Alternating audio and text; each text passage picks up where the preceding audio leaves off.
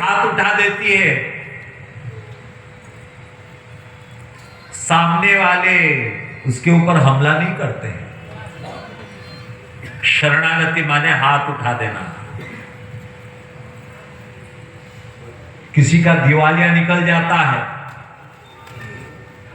और वो घोषित कर देता है, उसके ऊपर कानून लागू नहीं होता है। ठीक उसी प्रकार शरणागति माने ना धर्म करना, ना अधर्म करना, हाथ उठा देना।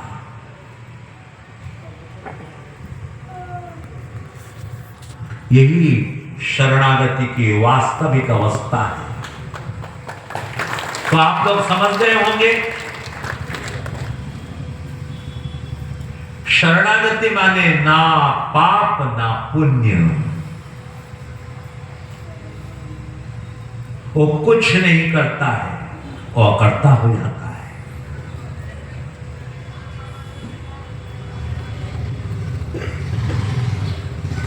यही कुछ नहीं करने की स्थिति पर आना है, यही शरणागति की वास्तविक स्थिति है। हम लोग कुछ ना कुछ करते रहते हैं ना। एक उदाहरण से समझ लीजिए,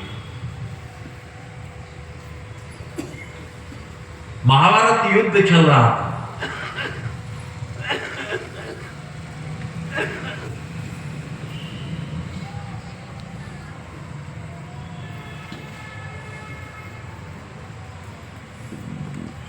आज दुर्योधन ने भीष्म पितामह से कहा, आप पक्षपात करते हैं। भीष्म पितामह को खराब लगा। उन्होंने संकल्प लिया,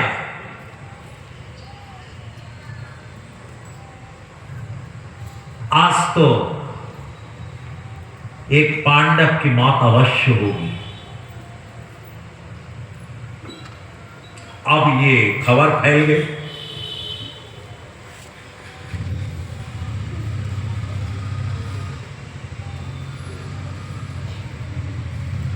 श्री कृष्ण परेशान,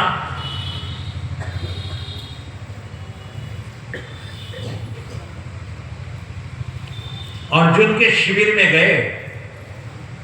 देख रहे हैं अर्जुन कराटे मारकर सो रहा है। श्री कृष्ण ने उठाया, अरे क्यों डिस्टर्ब कर रहे हो, थक गया हूं, सोने दो। अरे अर्जुन, तुझे मालूम है, मालूम है, बता तो क्या है, तुम बताओ। अरे भीष्म पितामह की प्रतिज्ञा। हाँ मालूम है। और भीष्म पितामह की प्रतिज्ञा मालूम है तो निश्चिंत होकर सोया है, तुझे कोई चिंता नहीं है।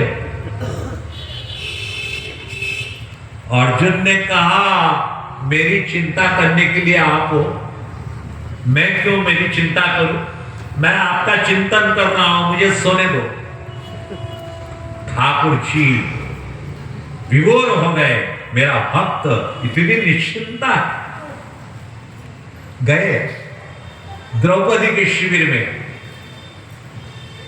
द्रौपदी को कहा, तुझे मालूम है भीष्म पितामह की प्रतिज्ञा? मालूम है, मेरे साथ चल।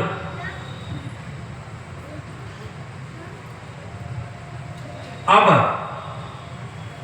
भीष्म पितामह ने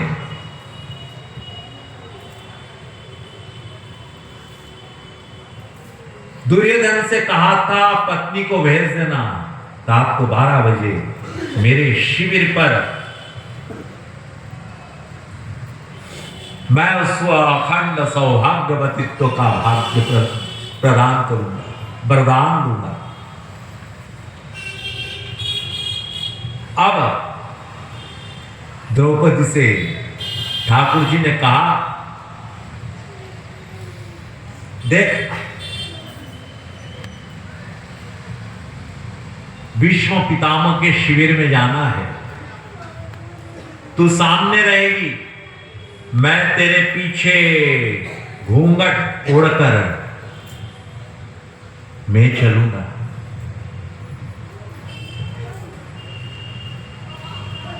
और ठाकुर जी घूंघट करके द्रौपदी के पीछे पीछे चल रहे हैं दासी बनकर। द्रौपदी की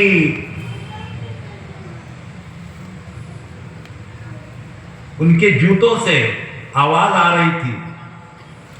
ठाकुर जी ने कहा मुझे दे दे तेरे जूते। द्रौपदी सामने सामने जा रही है, पीछे पीछे दासी बनकर घूंघट ओढ़कर ठाकुर जी जा रहे हैं। ठंड का समय था, महाभारत युद्ध हुआ था। तो भीष्म पितामह के शिविर के सामने जो द्वारपाल थे उनको मालूम था दुर्योधन की पत्नी आएंगी। अंधेरे में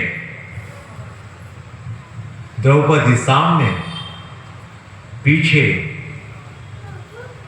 दासी बनकर श्री कृष्ण।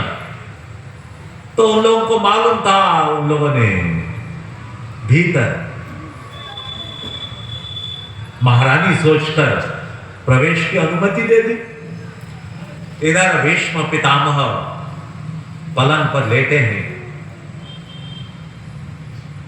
हाथ में माला लेकर वो चित्चोर का ध्यान करते हुए आंसू बहा रहे हैं।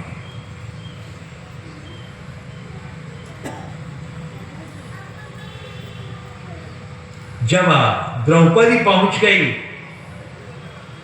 द्रौपदी ने साष्टांग प्रणाम किया। भीष्म पितामह आंखें बंद,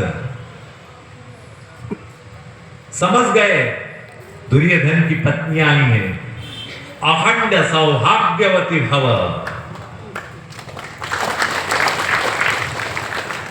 द्रौपदी ने कहा पितामह आप सत्यसंध है। द्रौपदी की आवाज सुनकर भीष्म पितामह के हाथ से माला गिर गई। द्रौपदी तू यहां क्या कर रही है?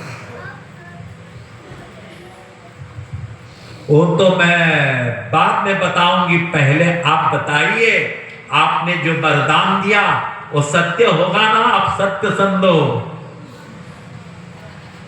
भीष्म पितामह ने कहा वो तो मैं बाद में बताऊंगा, लेकिन तू बता तुझे लाने वाला छिपा कहां है?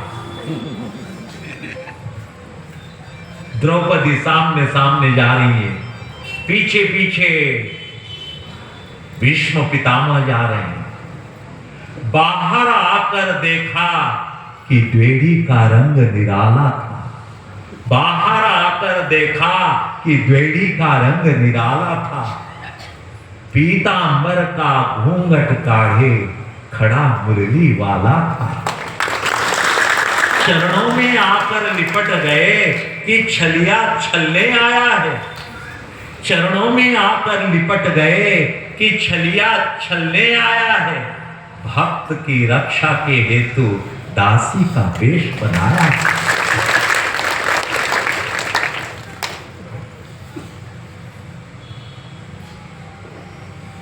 भीष्म पितामह आंसू बहा बहा कर श्री कृष्ण के चरण प्रक्षालन कर रहे हैं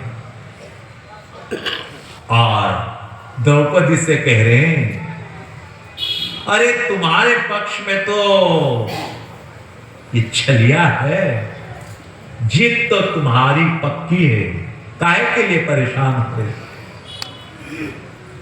ये है भगवान के स्वरूप।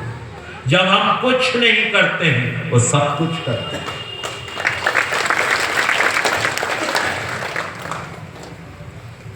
तो शरणागति की यही वास्तविक स्थिति है, कुछ नहीं करना। जैसे हम लोग जब छोटे थे, छोटा सा बच्चा वो कुछ नहीं करता है, भूख लगी रो पड़ा,